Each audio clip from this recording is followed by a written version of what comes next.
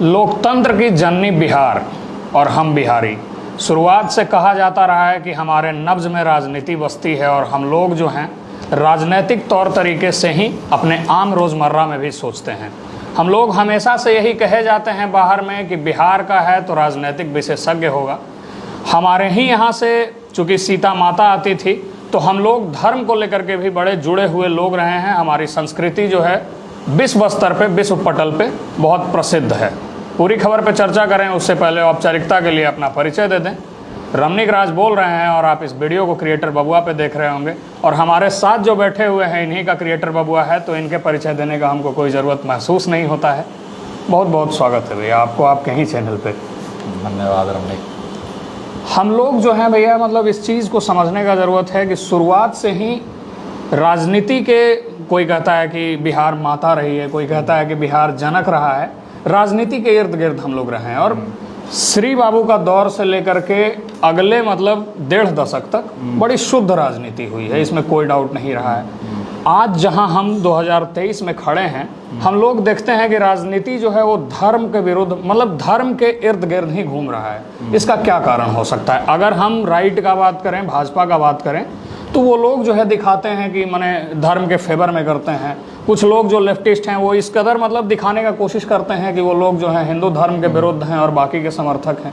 तो ऐसा क्यों मतलब देखना पड़ रहा है? हम देखो, सबसे बड़ा बात, हम लोग कई बार होता है ना कि वक्त बदलते वक्त के साथ बहुत कुछ बदलता है जी। पहले का मुद्दा होता था, एक आप जयप्रकाश नारायण का वक्त देख लीजिए जी। कि जिसने कहा कि सिंहासन खाली करो कि जनता आती है। एक धोती वाले का इतना अपने अंदर में इतना जज्बा था कि एक टोपी वाले को ललकार कर कहा कि तुम्हारी सरकार गिरा देंगे, और बहुत वो नहीं कि कह के नहीं, कह के गिरा दिया और उस सरकार को गिरा दिया जो भारत में उस समय के सबसे तनाशाह सरकारों में खुद को इमरजेंसी लगा देने वाली बनती है, और उसको लगता था कि मैं ही हूँ। बिल्कुल।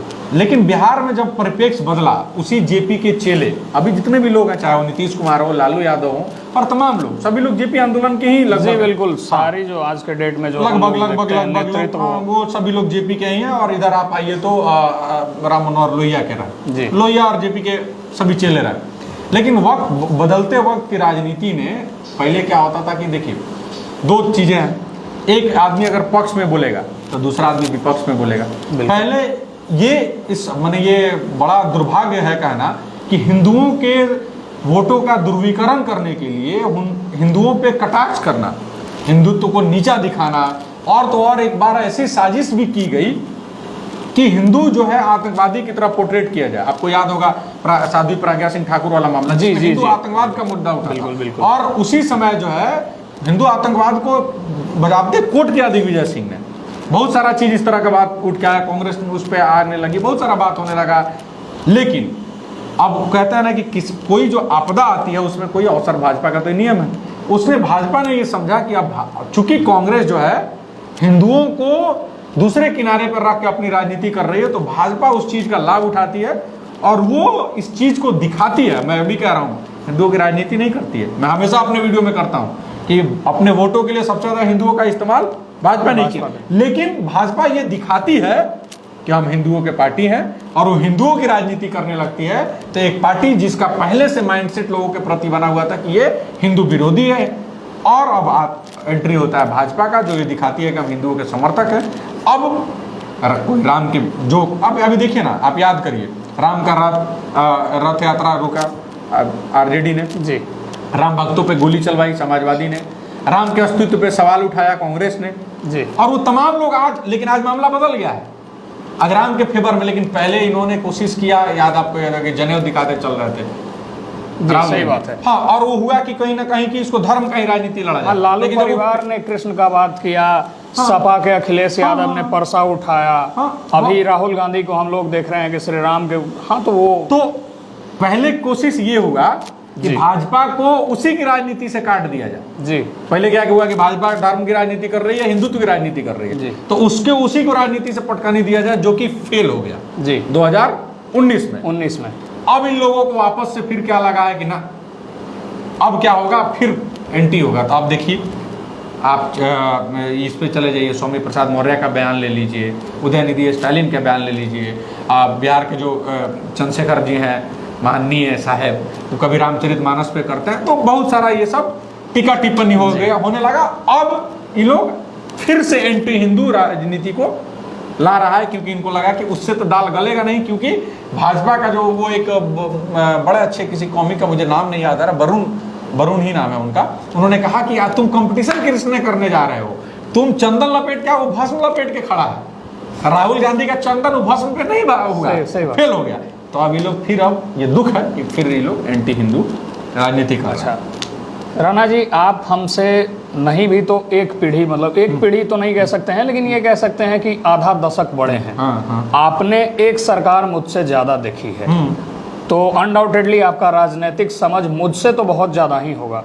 इस स्थिति में हम आपसे ये समझने का कोशिश करते हैं कि बिहार जिसकी की मिसालें दी जाती थी राजनीति की, हमने केंद्र के राजनीति का दावेदारी किया है, राजनारायण ने इंदिरा गांधी को हराया था, तो बहुत तरह की चीज़ें हैं। हम आपसे ये जानने का कोशिश कर रहे हैं कि आखिर ज़रूरत क्यों आ गई। जैसे कि हमारा जो मतलब पुराना जो नेतृत्व रहा है, जितने भी लोहिया का सिद्धांत देख लीजिए, फर्नांडिस का सिद्धांत देख लीजिए, वो सब डेवलपमेंट को लेकर के रहता था। अगर आपको ध्यान हो तो कांटी में जो पहली कांटी फैक्ट्री बनी थी वो जॉर्ज फर्नांडिस ने ही उसका नींव रखा था। बिल्कुल बिल्कुल, आज भी उनका वो हथकड़ी लगा होगा फोटो ऐसे वायरल होता। कब से जो बिहार की राजनीति है वो इस कदर मुड़ गई कि जहां हम लोग देख रहे हैं कि एक मोड़ आया राजनीति में, और पूरी तरह से जो राजनीति है वो धर्म पे आकर के वो नहीं, धर्म रमणीक, मैं इसको चाहूंगा कि देखिए हम लोग ये थोड़ा, एक बात मैं हमेशा कहता हूं कि कभी भी अगर किसी भी आदमी का जब आप अंधा समर्थक हो जाइएगा तो वो व्यक्ति या तो तनख्वाह हो जाएगा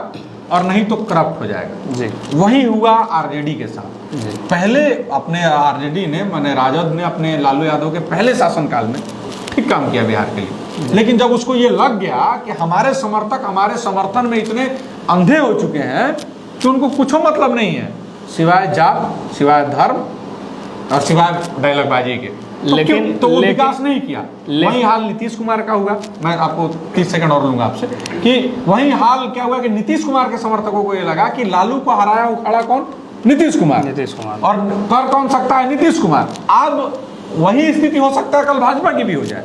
तो किसी का मतलब आंखमुंदा समर्थक जो है आदमी को या तो करप्ट बना देता है, नहीं तो तनाशाह। और जब एक व्यक्ति को एक सिंपल फार्मूला मिल जाए, मान लीजिए कि आपको सिंपल फार्मूला मिल जाए कि आप ऐसे ऐसे करेंगे तो आपको भोजन मिल जाएगा, तो आप मेहनत करिएगा?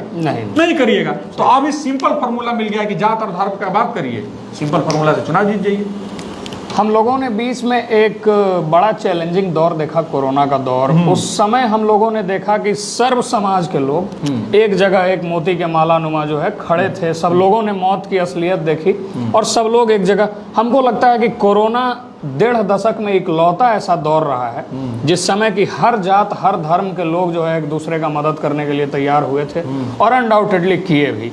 लेकिन जो छिया लीडर जो एकदम अचानक से हम लोगों ने देखा, ये भी गौरतलब ये है कि कोरोना के बाद ही आया। जैसा कि आपने चंद्रशेखर जी का बात किया, जैसा कि आपने बाकी के लोगों का बात किया, स्वामी प्रसाद मौर्य का बात किया, उनके बयान का बात किया। आखिर मतलब आने वाले वक्त में जो राजनीति है बिहार की, इसको आप किस तरह देखते हैं? क्योंकि बिहार ने हर उस दौर को देखा है। देखो, सीधा और सिंपल बात मैंने अभी बताया कि देखो, अगर किसी को सिर्फ इतने कर देने से भोजन मिल जाता है तो बाकी मेहनत क्यों करेगा?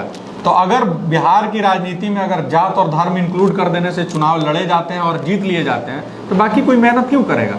तो अगर जब तक ये चुनाव इस आधार पर होते रहेगा, कोई मेहनत नहीं करेगा, उसको कोई मतलब नहीं है। और जब तक देखिए, अभी सवाल ये है कि हम कहाँ उलझ रहे हैं। आप शिक्षा मंत्री ही थे मान लीजिए, तो आपको रामचरितमानस पे क्यों बोलना है भाई?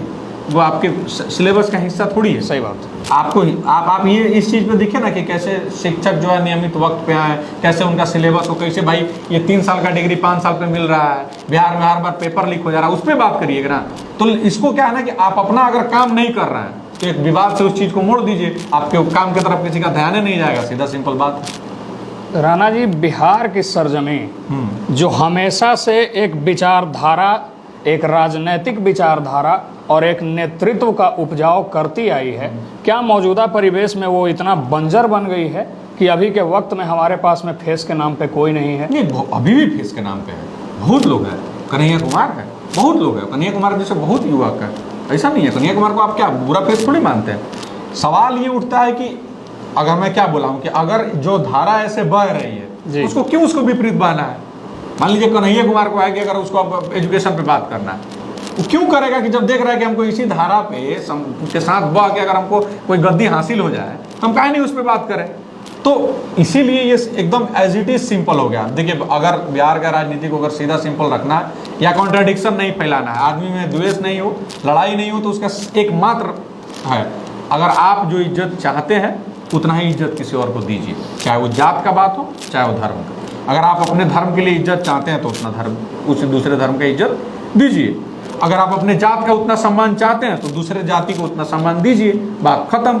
अगर अपमान करिएगा तो अपमान के बदला तो अपमान मिलेगा, फिर कॉन्ट्राडिक्शन होगा। बिहार जो कि बहुत पीछे एक और पीछे जाता रहेगा। हमारे साथ थे राणा दीपू सिंह। अभी आने वाला चुनाव है, हम लोग ये देखते हैं कि आने वाले चुनाव में बिहार के लोग का जो है रोड मैप क्या होता है, बिहार के लोग जो है किस तरह से देखते हैं और किस मतलब नाम पे इस बार वोटिंग होती है। हर बार वही अपना बिजली पानी का मुद्दा चल रहा है, क्या हम लोग अभी भी इससे बाहर आ पाए हैं कि नहीं आ पाए हैं, या जात के नाम पे वोटिंग होती है, क्योंकि बहुलता तो हर सीट पे किसी न किसी का होता है।